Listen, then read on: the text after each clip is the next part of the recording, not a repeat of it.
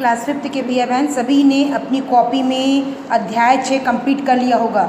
अभी त्रैमासिक परीक्षा में आप लोगों को मैं कॉपी करेक्शन के लिए बुलवाऊंगी, उसमें 50 अंक है आप लोगों का। जो भैया बहन कॉपी पूर्ण करे रहेगा उसको पूरे 50 से 50 अंक मिलेंगे और साफ़ सुथरे राइटिंग से। तो ये सभी भैया बहन ध्यान दीजिए कि जो मैं लेसन करा रही हूँ आपको प्रतिदिन घर में 1 घंटा बैठना है और प्रत्येक विषय को उस समय के अनुसार आपको कंप्लीट करना है। और जो भैया बहन पीछे रहेंगे वो हमेशा पीछे होते जाएंगे। तो ये अभिभावकगण भी ध्यान देंगे, अगर जो वीडियो देख रहे हैं तो अब प्रतिदिन जो मोबाइल में विषय के अंतर्गत जो होमवर्क दिया जाता है उसको देखकर भैया बहनों को कराएं, अन्यथा उन्हें विद्यालय संपर्क के लिए भेजें ताकि हम उन्हें बता सकें। अगर जो समझ में नहीं आता है हम उनकी बिल्कुल हेल्प करेंगे। अतः अब आगे बढ़ते हैं। आज हम पढ़ेंगे अध्याय 7 भिन्नों पर संक्रियाएँ। इसके लिए आपको समझना है कि भिन्न किसे कहते हैं। तो हम ये थोड़ा इसको बोर्ड में मैं आपको बता देती हूँ, देख लीजिए। आप पहले चैप्टर में इस प्रकार अध्याय का नाम लिखकर पहले ये आप वृत्त बनाना, ठीक है। वृत्त को हम क्या किए, 2 भागों में बांटे हैं।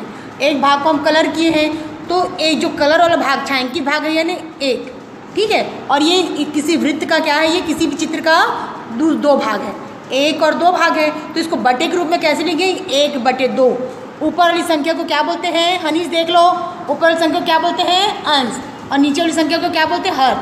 तो जो बटे के रूप में रहता है अंश, वो हर के रूप में रहता है संख्या, उसको भिन्न बोलते हैं। या तो आप बड़ी कक्षा में जब पढ़ेंगे तो हो जाएगा परिमेय संख्या, ठीक है। अब आप बुक में आपको चित्र भी दिया गया है, आपको चित्र को जैसे बटे के रूप में लिखना है। जैसे ये कोई चित्र है, इसको हम 3 भागों में बांटे हैं और एक भाग को कलर किया गया है। तो जो कलर किया गया या छायांकित भाग मतलब 1 है, तो 1 को ऊपर लिखना है और कितने भागों में बटा, 1 2 3, तो ये 3 को नीचे लिखना है। तो इस प्रकार आप चित्रों को भी आप बटे के रूप में लिख सकते हैं। अब यहाँ पे देखो 1 2 3 4 5 6, किसी चित्र का 6 भाग है और 2 भाग को कलर किया गया है। तो हम क्या किए, यह छायांकित किया गया तो 2 भाग को हम जो कलर किया है वो भाग को या छायांकित भाग को ऊपर लिखेंगे 2, और जितने खंड रहते हैं उसको लिखेंगे नीचे 6।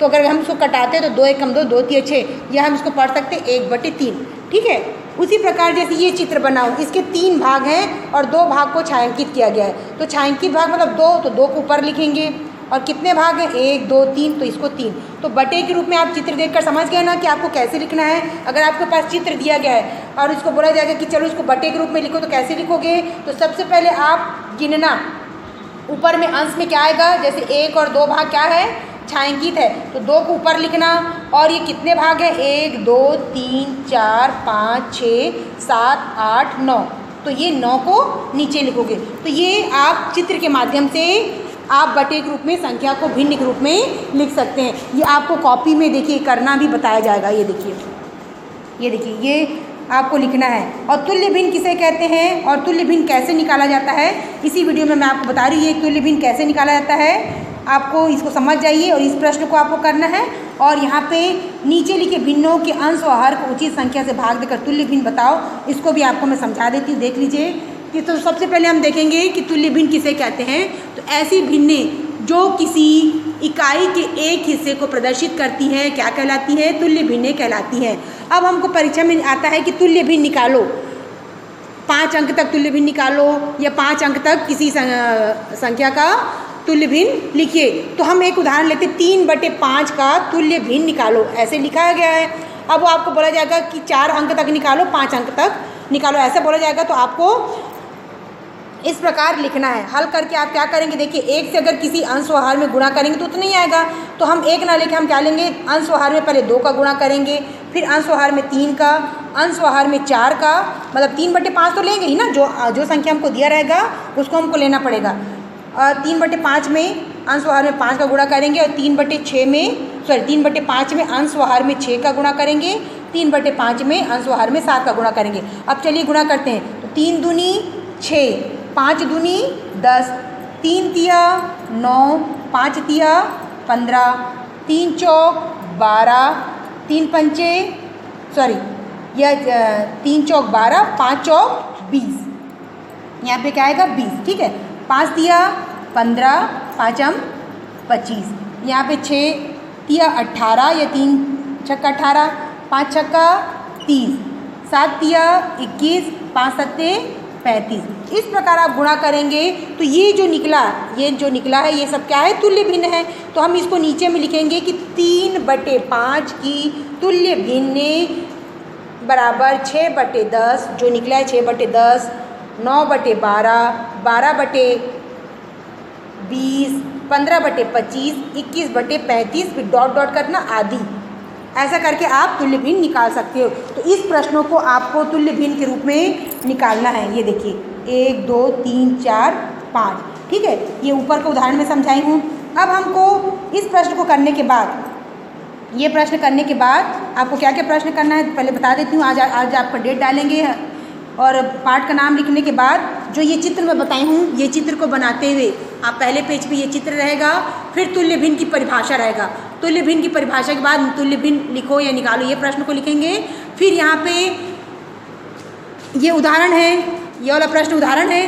तो आपको इसके बाद ये पूरे 1 2 3 4 5 ये पाँचों प्रश्न को आपको बनाना है। और आप इस चित्र को कौन कौन सी तुल्य भिन्न है, ये चित्र को भी आप कॉपी में बनाएंगे। इसको चित्र बनाकर बटे के रूप में संख्या को लिखेंगे। ये वाला भी प्रश्न आपको करना है, ठीक है। ये करने के बाद अब आप आइए, नीचे लिखे भिन्नों के अंश व हर को उचित संख्या से भाग देकर क्या करना है, तुल्य भिन्न बनाना है। तो जैसे मान लीजिए हमने 3/9 लिया है, कोई एक प्रश्न लेते हैं तो हमको यहाँ पे 3/9 है, तो हमको ऐसी कौन सी संख्या से भाग देना है कि जो ऊपर 3 से भी चला जाए और 9 से भी चला जाए। तो हमने यहाँ पे क्या लिया, 3 लिया, और यहाँ भी 3 लिया। अंश में अगर 3 लेंगे तो हर में भी 3 लेंगे, ठीक है। तो 3 में 3 का भाग देंगे तो आएगा 1, और 9 में 3 का भाग देंगे तो आएगा 3